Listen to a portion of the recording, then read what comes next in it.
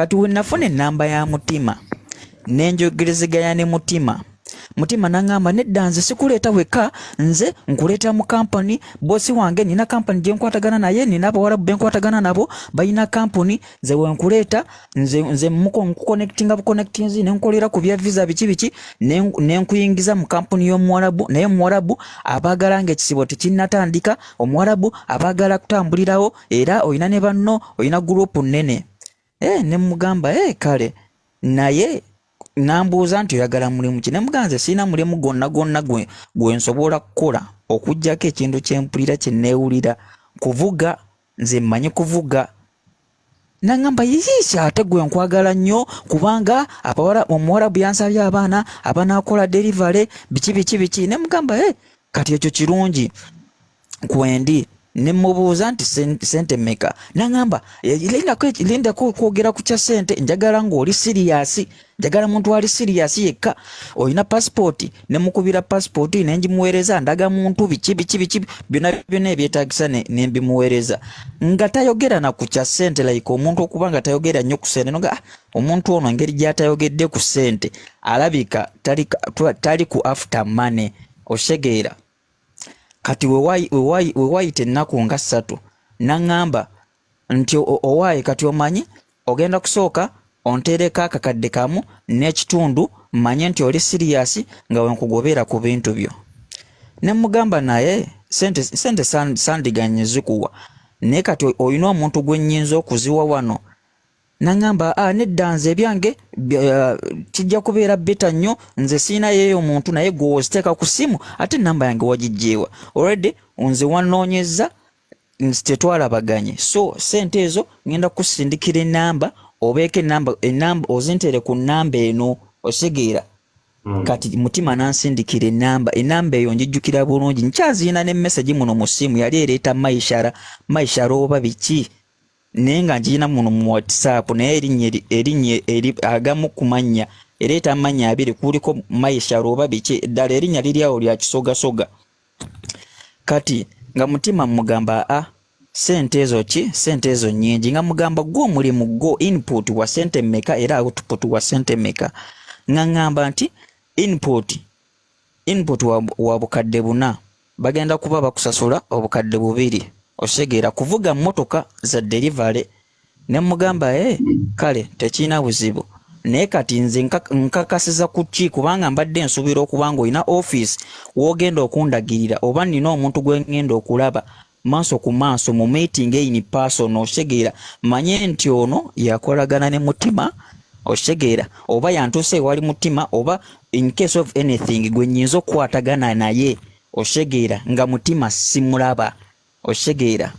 nangamba nedda ekyo tekyetaagisa gwoteeka buteesi sente ezo ku namba eno osirike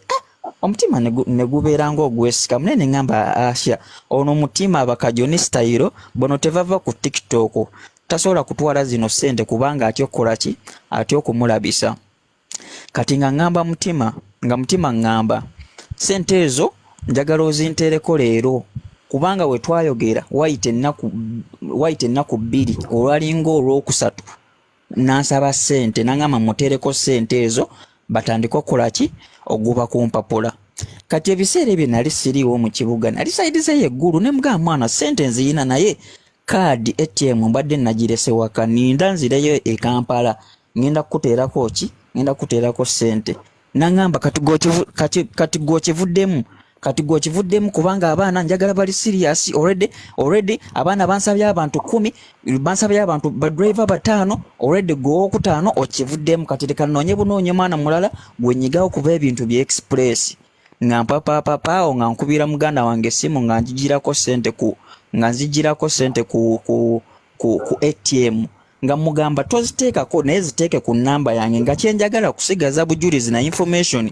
eraga nti sente nzisindise ku namba eno era nzisindise sawa eziti message eyo gye bakusindikira ng'omaze osindika sente nga njagala esigale mu simu yange oshegeera kati nga nkwata akakadde kamu nga nsooka nkamuteerako wennakamuteerako ne mugamba naye namba nga tereeta Sharifu biki nsuubira okuba nga ebadde ereeta mannya go nangamba ekyo tokifaako ekyamanya nze gwe kasitema zimala okugenda ng'onsindikira ki ng'onsindikira screenshot nga nteekako akamu we namala omuteerako akamu nangamba leka naawe biki bino byokoze nagambye deposit ya bukadde 2 ne mugamba bukadde 2 sola bukuwa nangamba ekitono nnyo nkwata kakadde kamu n'ekiki n'ekitundu nennoonya emitwalo 5 nenziramu nengatopingako ne musterako kakadde kamu n'ekitundu waayita wiiki emu omuntu yaŋŋamba nti nno ngenda tambula mu wiiki emu waayita ennaku nga 3 nenziramu osindika message ku ssimu ye eya Mutima yennyini giyampa gye twali twogerirako ng'essimu tekola ki nga alinganga oba eyambulokinze nga message tezigenda kati waayitawo olunaku lumu namala najja nemukubira ku messenger essimu ng'eyitamu nemugamba messenger eyinza etya okuba ng'eyitamu ng'ate WhatsApp message tekola ki message teziraga nti ozibikkula nangamba essimu yange eyinamu obuzibu naye leka nkuwe layini endala nampa layini endala nambulokinga kweri ne layini endala yennyini giyampa nayo naddamu nambulokingirako okuva olwo Mutima musindikira message andaga nti yambulokinga okuva mu Gw'omusanvu era buli wensanga message buli wensanga post ya Kajunior no oba message oba obu TikTok obwe mugamba kimu ne wona ayita emyaka 3 Mutima ngenda kulinda e Uganda oba tujja kwegwako wonna ajja kunsasula sente zange mubanja bakadde kamu n'ekitundu ne WhatsApp yennyini nagaana okugiyiwa oba nafuna printer ne printing emboozi ya WhatsApp eraga obujulizi byonna nkyabina mu ssimu nze Mutima yaŋŋamba mbu ebyo azabikola mbu obwo bukodyo bwe ng'amaze okunziba ssente zange omusajja oyo sirisonyiwa Mutima era buli wendaba lives walla ng'agamba abaana ebyebigambo mbu mulabe abaloko bange bana empulya nga n'amaziga gampita mu maaso.